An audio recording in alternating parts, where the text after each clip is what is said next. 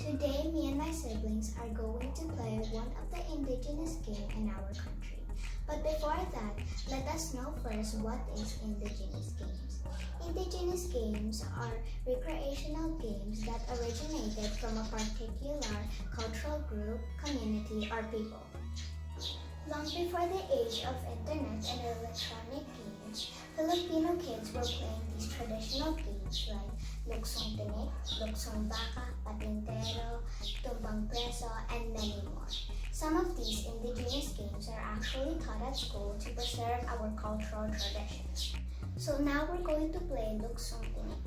Luksong tinik literally means jumping over thorns in English. It's a popular game in the Philippines.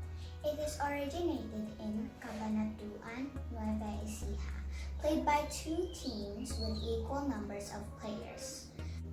Each team designates a leader, the nanay, or mother, while the rest of the team members call themselves anak, or children.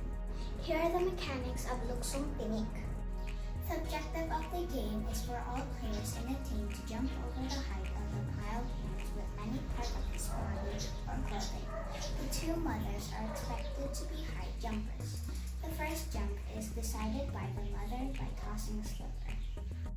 The mother whose team wins the toss will have the first to jump.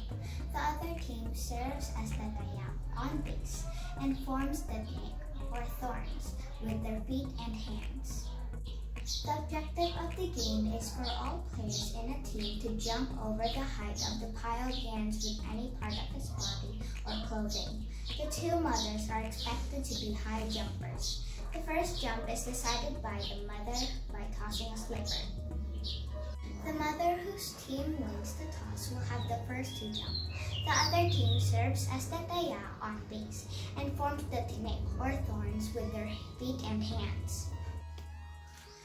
First, two players on the base sit facing each other, putting a foot forward and touching the other player's foot. Second, each member of the other team starts jumping over the feet. When all members are done jumping over the feet, the players on the base add a hand at a time. The palm and fingers are open wide above their feet.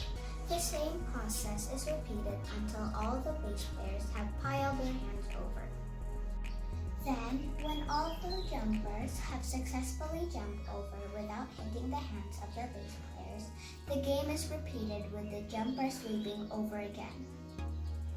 If the mother's children hit the hands of the base players, it's considered a fault or an error.